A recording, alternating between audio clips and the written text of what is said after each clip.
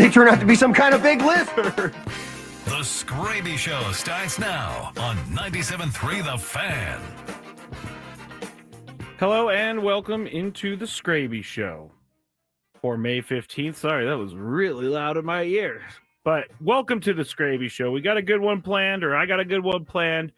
I hope that people are going to be enjoying the Skraby Show tonight. We're going to talk about Robert Suarez. I'm going to introduce a new metric to, I guess, kind of judge the bullpen by.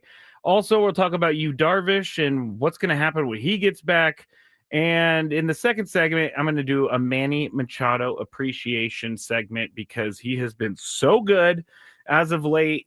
This is a Manny Machado that I have never seen. Someone who's really carrying the team right now. And he's doing it in a way that I haven't seen him do, which is just basically tear the cover off the ball. So I went through a bunch of exit velocities. I went through his hitting streak, and I'll give you some more information on that. Also, at the end of the show, we're going to talk, about some random stuff as we usually do. But there's something called the Chromebook Challenge that I am not sure about. I don't understand why these challenges get put together, and I don't understand why kids do these challenges. Yes, I'm an older person. I'm almost 40, but even if I was a kid, I would not be doing this challenge. So we'll talk about that at the end of the show, and we'll see how much we can get in here because I have a lot planned. Daily Gripe at the end of the show as well, so don't forget about the Daily Gripe. But I'm going to start with something that makes me probably seem a little old, and I want to ask everyone for their knowledge because I'm kind of hip, I guess, kind of hip. I know how to use emojis, and I'm a big emoji user, but lately I have been seeing a lot of this one emoji, and I don't really have a problem with the emoji. I just don't know if it means something different. And the emoji that I'm talking about is the cat crying laughing emoji. And again, I don't have any problems with the cat crying laughing emoji, but Cole used it in the chat earlier. I was talking to someone else who has been using it, and I don't know. Is there a difference between the cat emoji? Is there a certain meaning behind the cat emoji? I'm just not sure. I don't know what. I don't even know if I should have brought this up because it's going to just show my age or whatever, or show my lack of knowledge of pop culture. But that's the big question I have for everybody right now: is what in the heck is the difference between the cat emoji and the regular emoji? Again, for all the cat emoji people, I do not have a problem with the cat emoji. I'm just not sure if there's a difference. If it's just that you prefer using the cat emoji, cat laughing, crying emoji, that's fine. I'm all for it. Is there a different meaning behind it is what I'm asking for. So Cole says, I'm switching it up, Skraby. I needed a new laughy face in my life. Okay, that's fine. I'm fine. I'm fine with that. If you need a new laugh, I am someone who uses the laughing, crying face probably a little too much, but I've never used the cat emoji before. Maybe I should start using the cat emoji. Okay, maybe I should. Dominic says, real quick before we get into this, Dominic says, coming up, the toaster in the bathtub challenge. I agree with that. Cole also says, quote, I'm kind of hip. I know how to use emojis. Yes, that was something that I said. All right. Cole says, just try it. All right, I'll try it. I'll see what happens with the cat emoji going forward. But again, no problems with the cat emoji. Really hot topic to start the Skraby Show here today. The roundtable was fun. The roundtable is always fun, and I think we had a pretty good back and forth today. The one thing, and I'm not going to really get into this because we've already talked about it on the show. The one thing that I knew was going to be controversial, but I didn't understand how controversial it has become, is the Pete Rose thing. like Pete Rose being removed from the banned list everyone has an opinion on that, which there's a lot to it. There's a lot to that story. And again, I'm not going to go into it because I truthfully don't 100% know my answer to it, because as I said on the roundtable, I think putting him into the museum is perfect. I don't know that he deserves a plaque, but anyway, that topic this week has taken everything by storm. So that was really surprising, and I am really surprised at the amount of anger, and I'm really surprised at the amount of happiness about everything. So it was an interesting story. There's like I love case studies. I love to like look at things and see why they happened or why people felt the way they did. So I'm gonna look into the Pete Rose being removed from the banned list here in a couple years when they write the case study on that. All right. You know what? Let's start with Robert Suarez, because we were at the Skrabinator game on Monday night and it was awesome. Everybody was great. All three of my Skrabinator games have had amazing people come to them. So thank you to everybody who signed up. I am going to be trying to work and see if I can get another one this year. I don't know. The Padres are very good. So they're going to, the Padres are really good. So, people are using the tickets, but I'm going to try regardless. But Robert Suarez comes into the game on Monday night and he couldn't find the strike zone whatsoever. It was hard to watch in the way of, like, you could feel, I don't know if he was nervous, but you could feel the nerves from people in the stands. I was watching Mike Schill a bunch in the dugout during this whole thing with Robert Suarez on Monday night, and you could feel him kind of getting a little antsy, a little anxious. But Robert Suarez is one of the most consistent closers in this league and has been for a couple years. And when we talk about Robert Suarez, last night I was very curious to see what he was going to do and how he was going to bounce back, because throwing 30, I think it was 33 pitches, maybe 32 pitches and 16 balls, and some of those strikes that he quote unquote threw were balls that the Angels swung at and fouled off. So that outing was very atypical for Robert Suarez, but I really wanted to see how he was going to bounce back last night. I thought it was nice that he got to go in with a 4-run lead. So when he comes out, I was like, let's see, Robert Suarez, what you're made of. And I kind of figured he was going to figure it out. And I thought that the way he started when he threw 2 balls to start the inning, I was like, he still can't find the zone. And it was a little scary for a second, but then everything was fine. He got back to being Robert Suarez. He got the 3 outs. Padres win the game, and he is back to being in everyone's good graces as the San Diego Padres closer. Now, I was talking to someone last weekend about like topics and how we should be talking about things on the show. And I have developed my own rule of thumb. I have developed this metric for when we should talk about things. And for some reason, I was like thinking of, again, here's my weird brain, but I was thinking of this movie. Shall we play a game? And that movie is War Games. War Games? Yeah, War Games. I don't know why I just forgot the name of the movie. Anyway, War Games. And they did the whole DEF CON thing where you saw the DEF CON 1, 2, 3, 4, 5. So I'm going to call it Closer Con. And, the worst is Closer Con 3. But here's how we talk about struggles that Robert Suarez has had, or anybody for that matter. Jeremiah Estrada, you could put him in there. Closer Con 1 is the first blown save and just the recognition that it happened. You could break it down, but no reason to take it too seriously. No reason to question whether or not he is the closer for the team going forward. That is Closer Con 1. And I don't think that you necessarily need to really spend a lot of time after one blown save.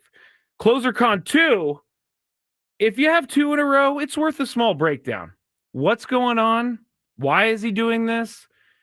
Is he way off? Is he not off? Is he injured? Is he struggling with pitch selection? Stuff like that. That's where you break it down a little bit.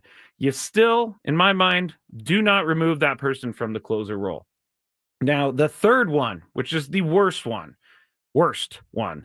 if you get to CloserCon 3, again, this is my own metric. If you get to CloserCon 3 where they blow 3 saves in a row and they just don't look good, that's when you start talking about stuff. That's when you start talking about whether or not you need to lower him in the pitching ranks, whether or not to make him an 8th inning guy or a 7th inning guy instead of being a closer. When you have 3 blown saves in a row, that is something that it needs to be addressed.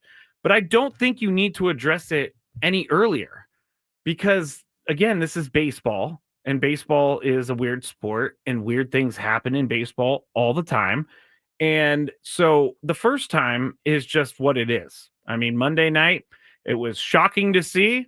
It was hard to watch, and everybody left the stadium on Monday night very sad.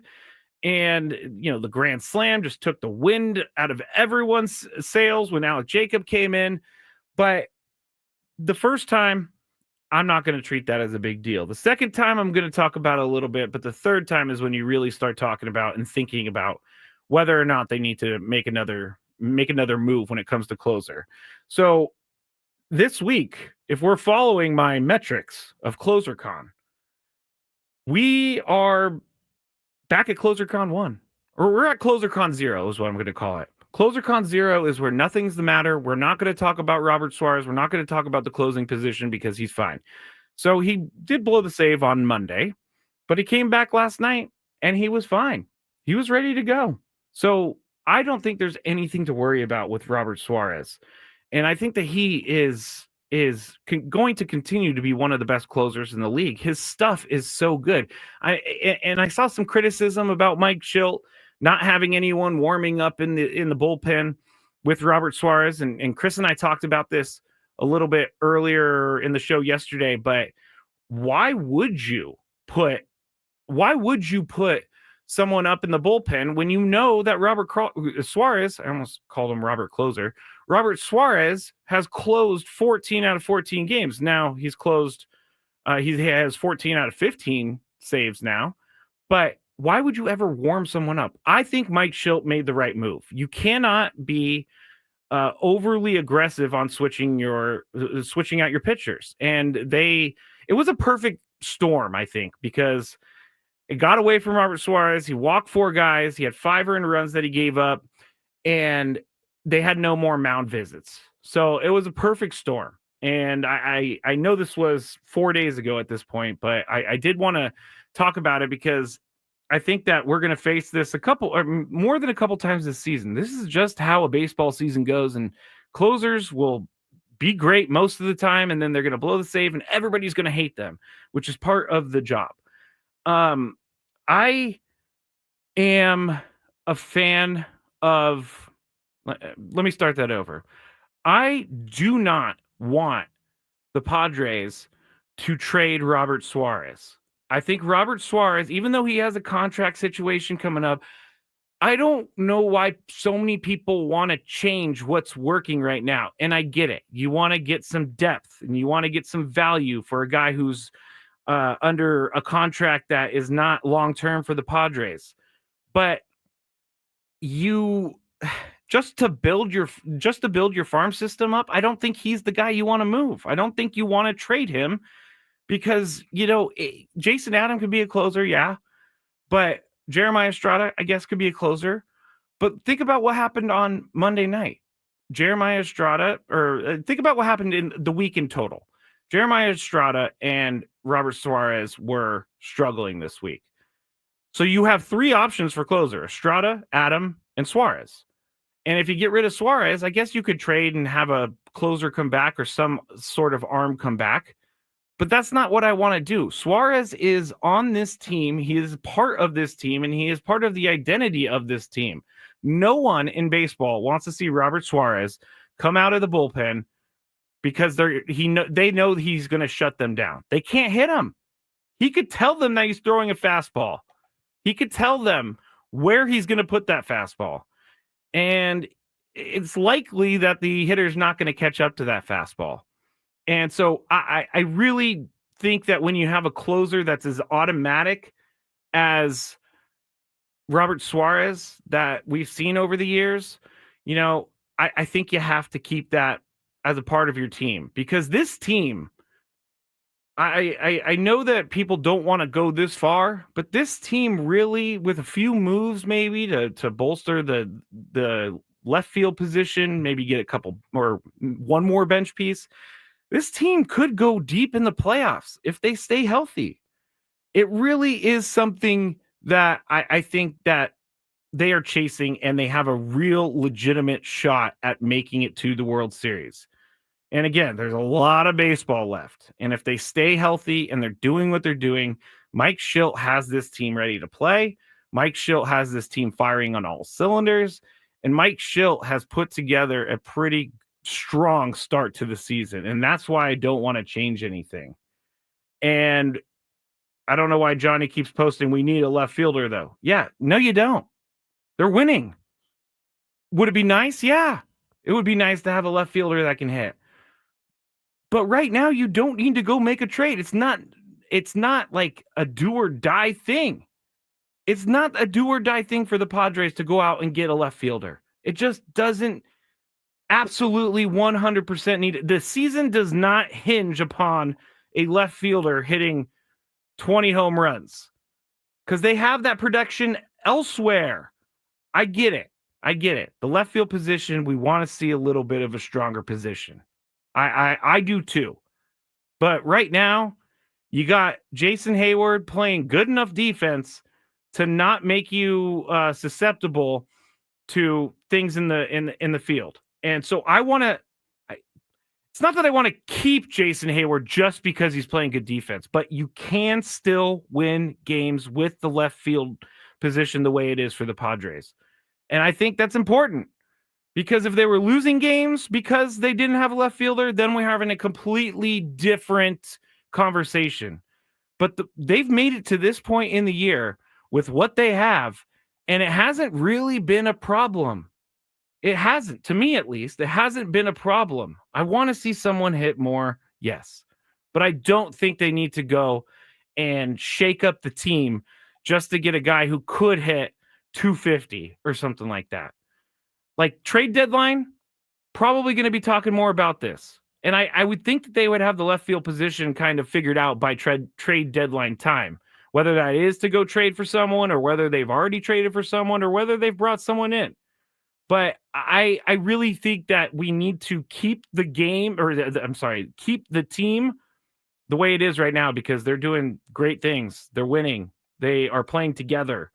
And I would like for the Padres to see part of that through. Things can change. I'm not doubting that, or I'm not saying that they're not going to change. Plenty of season to go, over 20 games, or 115, over 115 games left. There's a lot of baseball, but they've already done a great job to start the year.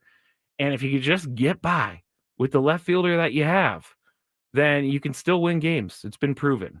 And I went way over my time there, but I had a lot to say about Robert Suarez and left field and all that stuff. Those are the hot topics of Padres fans right now. And I understand why. I do. But my personal opinion is keep the team the way it is right now. Okay, I went way too far on my segment. When we get back, we're going to do the Manny Machado appreciation. So stick with me. I'm going to break down Manny Machado's hitting streak here on 97.3 The Fan. The Padres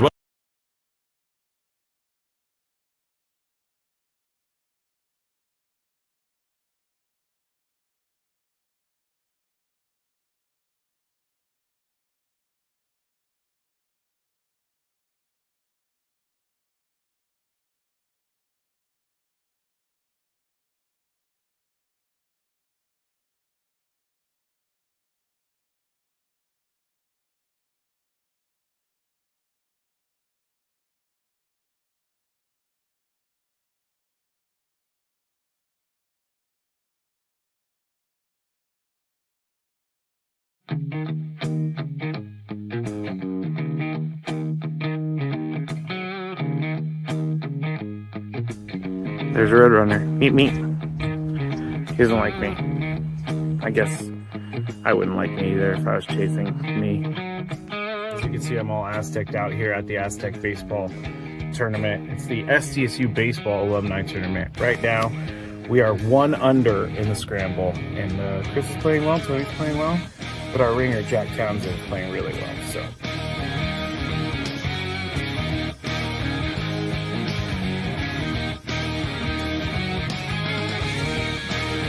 So Chris says that he can't play golf, but this is the second birdie putt he's made for us. This time it was like 20 feet.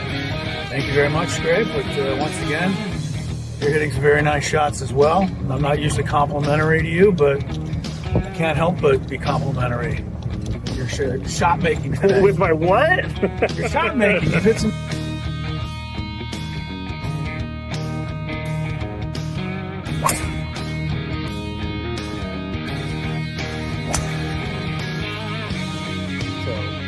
We are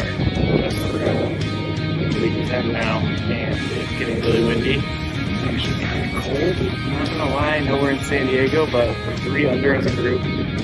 We just got off the birdie, and I just hit my defense.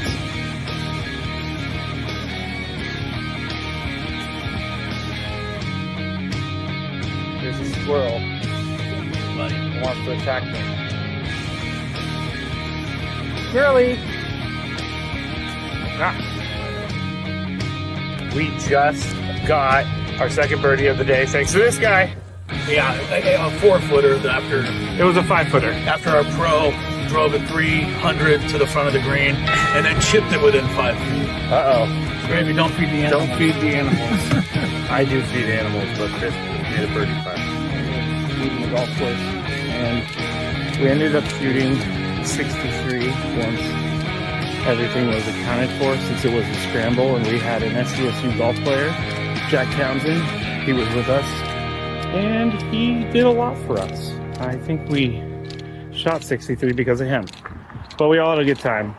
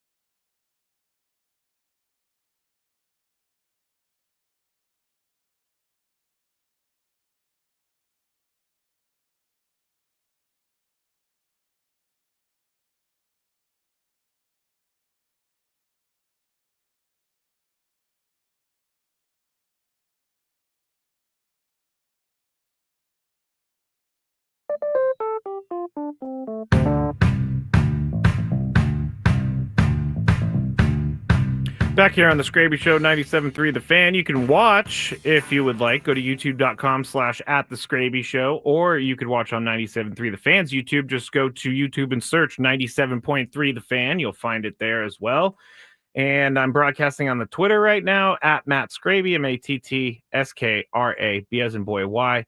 Also on Twitch and Facebook in the 97.3 The Fan account. So plenty of places to watch the show. Plenty of places to interact with the show. In that break, you heard an Almond Joy commercial. I'm going to make this quick. I'm going to make this painless. Almond Joy is amazing. I love Almond Joys. I was always the kid who got the Almond Joys for Halloween, and I would go steal everybody's Almond Joys, or I would trade, steal, whatever, because I love Almond Joys. I love them. Love them. Not many people like them, but I love them. I love them. All right, let's get into the Manny Machado appreciation, because he is in the midst of a 14-game 14-game hitting streak, which he is batting, get this, 480. He's 24 for his last 50. He has an OPS of 1.179. And it's this hitting streak of 14 games is also the longest active hitting streak in the majors right now. So he went 2 for 2 with 2 walks last night. So he extended it to 14 games. It's the second longest of his career, and it's the longest hitting streak he has had as a Padre. So this could be something that we could be watching for a little bit, because he's getting his hits, and he's getting his hits out of the way early. He's getting his hits out of the way like first inning. So I always, because I play MLB The Show, and yes, I'm comparing myself to Manny Machado right now. But when I'm on a hit streak in MLB The Show, I get a little nervous when it's like, because I've gotten to 30-game hit streak or something. I get a little nervous, and I like to get it away or get it out of the way early. And if I don't, then my last at bat, I get a little weird, and I end up swinging at pitches I shouldn't swing at, stuff like that. Manny Machado is actually playing baseball, so I'm going to stop comparing myself right there. But he is locked in right now. And according to Kevin Acee, and again, I'm going to say this a million times, the Kevin Acee newsletter is amazing. It has so much good information in it. And since 2015, he has put together a hitting streak of at least 12 games 4 times. Those streaks have been part of a stretch of at least 28 games in which he posts an OPS over 1.1.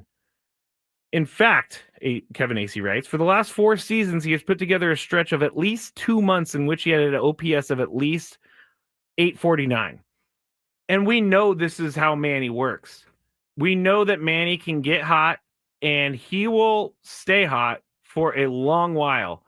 And as Tony's right on top of everything, he's coming up on 2,000 hits, and you got to think that's in the back of his mind. Once he gets done with the feat of 2,000 hits, then he can start, moving on to hitting some home runs, I guess. But Manny Machado is incredible right now, and this is probably the best I've seen him look as a Padre. He's healthy. He's making great contact with the ball, and I'm a big exit velocity fan. I'm a big exit velocity, not aficionado, but I love looking at Baseball Savant and all the different exit velocities around the league. And in his 24 hits that he's had during this streak, his average exit velocity is 99.5 miles an hour, which is very, very good. If you have an exit velocity of over 90, you're hitting the ball pretty hard. If you have an exit velocity over 95, you're hitting the ball really hard. And if you have an exit velocity over 100, you are scorching the ball. And if you have an exit velocity over 110, you are basically turning the ball into a big fireball, because that's how hard you are hitting it. And in the 24 hits that he's had in this 14-game streak, 11 of those hits were over 100 miles an hour. 13 of those hits were under 100, but not many were under 90, because there were 8 over 90, 8 hits over 90 miles an hour off the bat. His strongest hit during this streak is 114.8. In fact, he's done 110. Let me see. 1, 2, 3, 4, 5, 6. He has 6 hits out of those 24 with an exit velocity of over 110 miles an hour. Now, why am I breaking this down? And why am I telling you all about the exit velocity? Because this tells you how he's contacting the ball, and this tells you how locked in he is. Because when he's getting on base almost half the time, he's hitting 480 right now, and he is just crushing the ball. It's a beautiful thing to see. It really is a beautiful thing to see. I love watching Manny hit. He makes it look so easy, as I've said multiple times. But when he hits the ball hard, you can just tell he hits the ball hard and he's locked in.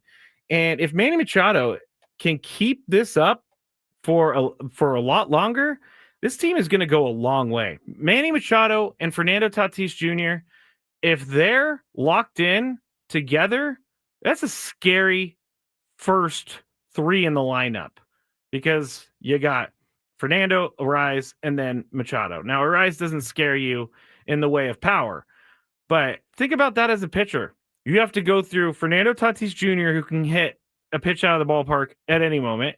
You have to go up against Luis Arise, who has won batting title after batting title after batting title. And then you have to go up against Manny Machado, who's hitting the ball harder and more than anybody else in baseball right now. It is a good thing to see, because last year we were trying so hard for Manny to pick it up. And we all knew in the back of our head that Manny Machado had the elbow injury. We all knew in the back of our head that Manny Machado was starting slow, most likely because of the elbow injury. But this year has been completely different. And I like what Braden said on during the roundtable about how Manny Machado seems happier in his life. And I do think that is I do think that's a huge thing. I do think that life off the field can translate into good play on the field. And I'm not saying that Manny Machado like hated his life or anything like that, but he's a dad now. And I remember talking to him with Tony in the Padres dugout last year. I know, name dropper, but I asked him, how is it to be a dad now? And you could just see his face light up. And when you come to the ballpark with not so much negative stuff in your head, it goes a really, really long way. And we just need to keep Manny Machado healthy. We just need to keep Fernando healthy. And this team is going to go far. This team will go really, really, really far. Not to mention that Manny Machado is not chasing as much as he usually does when Machado, or we've seen Manny swing at the low and away pitch, and we've all kind of like rolled our eyes, which I try not to, because I can't hit that pitch. I can't hit that pitch to begin with, but I wish I had this. I was going to put it in there and I didn't, but he is his chase rate is down during this streak, which is good. He's seeing the ball really well. And yeah, I'm not going to get it. Anyway, he's seeing the ball really well. He's hitting the ball really hard, and his defense has been really good as of late. I know he started the year kind of unmanny-like with some of the errors that he made, but he's fixed it. He's locked in, and it's something that we should all really enjoy watching, because he is one of the best baseball players in the league right now, and he is leading the Padres in the charge to taking on the Dodgers in the division. No one thought that they were going to be where they were in the division this far into the season. No one did. And they are, and it has to do with Manny Machado and his health. Oh, Dan says, Matt Skraby, don't forget Jackson Merrill. Yeah, you're right. Let's go back. You have Fernando. When you're a pitcher, you're facing Fernando, Arise, Machado, and then you're facing Jackson Merrill, who also has proven that he can hit out of the ballpark whenever he wants to. I can't underscore the stuff that he is doing. I encourage everybody to go to Baseball Savant, type in Manny Machado's name, and just kind of look around at some of the numbers, because you'll notice that his numbers are a lot higher than most of the other numbers on the page. And they break everything down at the top, and it has like percentiles. And everything that he has right now is way over to the right, which means that he is at the top of every percentile. And I don't know. I've said it a million times. I guess I'll say it again in closing, but it's been really fun to watch Manny Machado play baseball this year. And Manny Machado is, as Johnny said on the chat, Manny Machado is now, does he have more? Let me go back to Johnny's comment real quick, just so I don't get it wrong. Because, oh, here we go. Johnny, Manny's tenure with the Padres is now as long as when he was with the Orioles. That's crazy to me. That is absolutely insane to me. But he's a Padre now, and he's going to be a Padre for a very long time. So he's ours. We're not going to give him away. I promise you that. All right. When we get back here on the Skraby Show, we have a couple more things to talk about. I want to talk about you, Darvish, real quick, because once he comes back, I have no idea what they're going to do with the rotation. So we'll kick around some ideas. On the other, after that, we're going to talk about the Chromebook challenge, and I want to go, and then we'll go into the Daily Gripe. I'm trying really hard not to tease stuff that I'm going to talk about that I don't get to. So I think I can pay off on all of that, and we'll see where we're at during the segment. But stay with me. You're listening to the Skraby Show on 97.3 The Fan. Ben and Wood.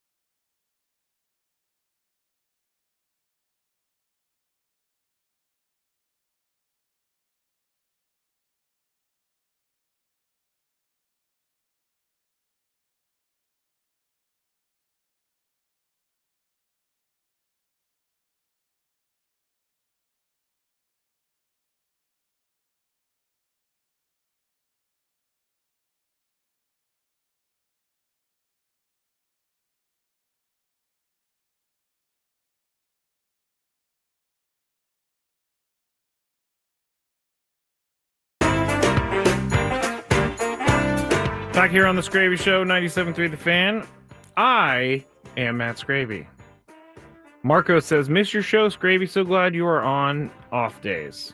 Thank you, Marco. I appreciate that. I won't lie that the Skraby Show schedule, Skraby Show season, which is Padres off season, Skraby Show season is something that I love doing. Number one, 100%. Like I love doing it. It does by the end of when we're nearing opening day, I am getting ready for a little bit of a break because 5 hours every single day is a lot. But hey, I am happy to be here with everyone, and I'm fortunate that they gave me this opportunity.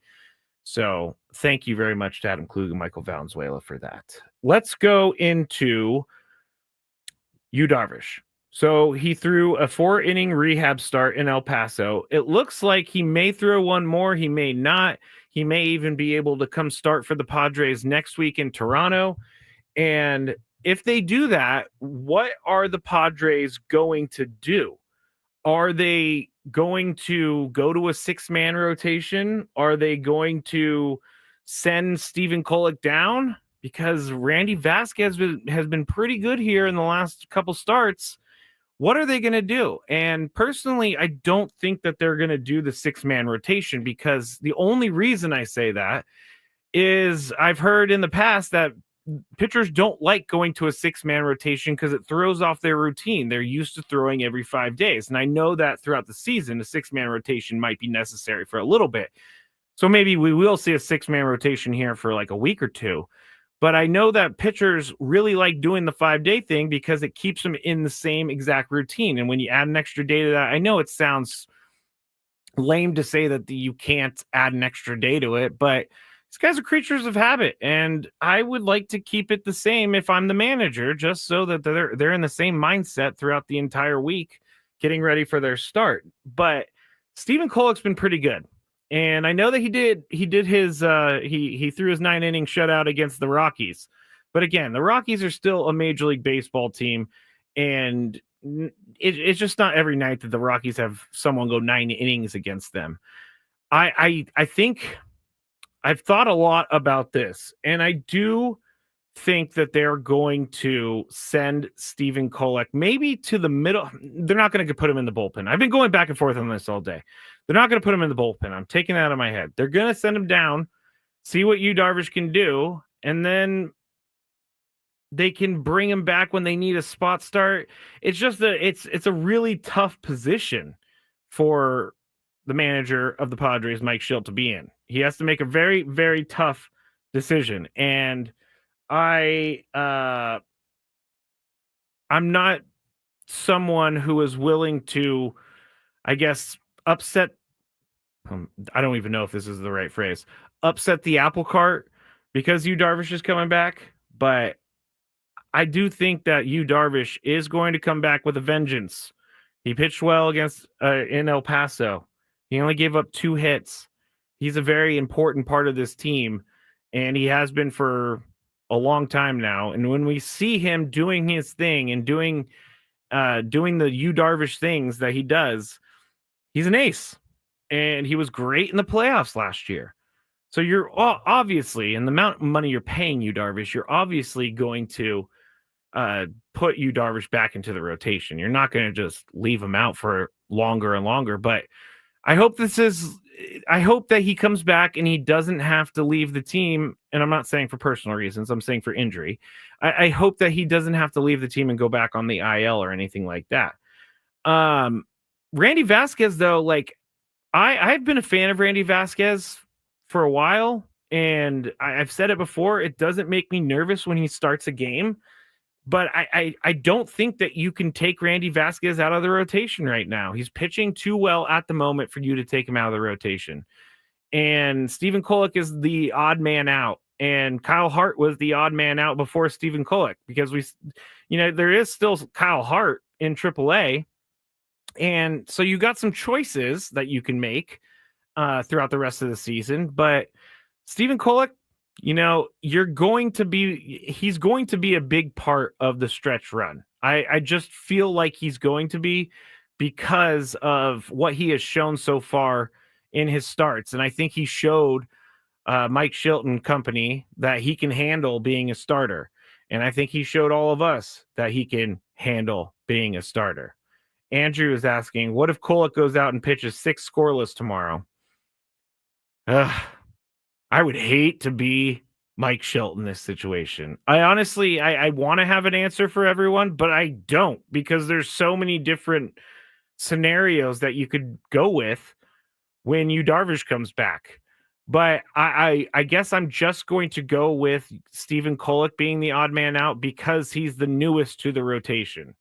And if they don't go with a 6-man rotation and they put Yu Darvish back in there, you got a strong rotation. You got Michael King, Dylan Cease, Nick Pivetta, Randy Vasquez, and Yu Darvish in no particular order. That's a strong rotation. And you have someone like Stephen Kolek. If any of those guys get hurt, you have someone like Kyle Hart that you aren't necessarily maybe sold on, but you can use him. He's shown that he can pitch at the major league level. So I think one of those things is going to happen. I just don't think the 6-man rotation is going to happen. It has nothing, and that's not me like saying, oh, that's a stupid idea, 6-man rotation. I just have heard too much in the past. We've talked about it. Pitchers just don't like it. They don't like starters, that is. They don't like getting out of their routine. They're creatures of habit. And so it's going to be interesting. But if he starts next week, like he is being reported as possibly could start next week, we're going to get an answer sooner rather than later. All right. Trav Gundy says, don't we have like 13 games straight or something next month? Yeah, I think so. I mean, they're coming up on their big stretch. I mean, the summer is when they play a lot of games and have no days off. So maybe we'll see something like, maybe we'll see some movement there. All right, let's go into this Chromebook challenge with the last 5 minutes of the show, because I was looking at this earlier today, and my mom's a teacher. My sister's a teacher. I considered being a teacher at some point. I really did think I would be a good teacher, but then, you know, my life took a different turn when I decided I was going to major in alcoholism instead. And yes, I'm making a joke about it because I'm a recovering alcoholic. It's been over 8 years now, so I can make that joke about myself. But I can't imagine what it's like to be a teacher today in this day and age. I can't even imagine it, because there are so many distractions out there. There are so many different there's so many different parents and how the parents deal with their kids. You have to, it's like a case by case basis, and it sounds exhausting. And I really think that teachers deserve more credit for what they do, because they're doing great things. But here's the Chromebook challenge. Apparently, you put this on TikTok, but kids are now sticking objects into a Chromebook so that they can catch it on fire. Here's from the article, quote, the Chromebook challenge involves school students inserting items like paper clips or pencils into the USB port of their Chromebook laptop. This causes the Chromebook to short circuit, leaving them sparking, smoking, or catching on fire. And apparently this is a huge deal with kids. One TikTok video, 2.6 million views, showed a Chromebook with a big hole in it. And you know who has to pay for all of that stuff? The schools. So these kids are just basically ruining their Chromebooks, and they're ruining school property. I don't get it. I know that we all did stuff when we were younger. I never, ever lit school property on fire or tried to light school property on fire. Like, this is very concerning for me, because if these kids are caught, I mean, this is a good part, but if these kids are caught you can get charged with arson. So this teenager from Belleville High School in New Jersey was charged with third-degree arson for participating in the trend. And another student in Connecticut is facing charges as well. But the school said that they had to, one of the schools said that they had to pay over $7,000 to replace the Chromebooks that were destroyed by kids. I do not get it. Jocelyn says the taxpayers. Depending on the school, yeah, you're right. It is the taxpayers. But come on, people. I know that we have kids listening right now that are in school with Chromebooks. Maybe not in school at the moment, but don't do it, kids. Just don't stick paper clips into a Chromebook USB port. It's just not something that you want to do. I promise you. You will be so much worse off for doing that than if you got 2.6 million views on TikTok. Johnny says, actually, Padres diehard, and I'll go back to Johnny. I'm a substitute teacher for the San Diego Unified School District, and kids have no consequences. I catch them with vapes, and nothing happens. Yeah, that's bad. That's really bad. Johnny says, are you still recovering at 8 years? To me, you are recovered if you have stayed away from it for that long. I understand what you're saying, Johnny, but I'm always susceptible of getting back on the train because it's always there. That part of my brain will never leave me. So that's why I say I'm recovering, because it's always going to be like that. Like, I fully believe that if I were to start drinking, I fully believe if I were to start drinking, I would not stop. It would just be the same thing I did 8 years ago. And I feel it in my head right now, just thinking about it. So I understand, Johnny. I'm not mad or anything that you said that, but I will say that I'm always going to be in recovery. What's annoying Skraby today? Let's find out. It's time for the Daily Gripe. I was going to do something about driving, but Jocelyn on the chat said something earlier that I changed it to. She is one of those people that goes to Starbucks and like orders a huge million thing order. Grande chai tea latte with almond milk, extra ice, extra cherry, cold foam, 8 punts of chai cherry topping in a venti cup. Yeah, that's my daily gripe, because I was standing behind someone the other day at Starbucks that was ordering this. And then after she came back, or after she got her drink, she came back and said, oh, this actually isn't the drink that I ordered. And so they had to remake it. I don't, if you know your order and you're ready to go with your order, that's fine. But if you don't know your order, if you're going to be doing something and there's a possibility that one of your 10,000 ingredients isn't in there, you got to just take it and move on. Take that L. Take that L and move on. And Katie is a former Starbucks manager, and she did not like that order. I did not like that order either. And I hope Jocelyn's going inside for this, because it would be kind of brutal. It would be kind of brutal if you were in the drive-thru line and someone was ordering that, because I can just imagine that being terrible. All right, here we go. That is the end of the Skraby Show. I appreciate everybody for listening. Tomorrow we're going to have Brandon Lockridge on the show.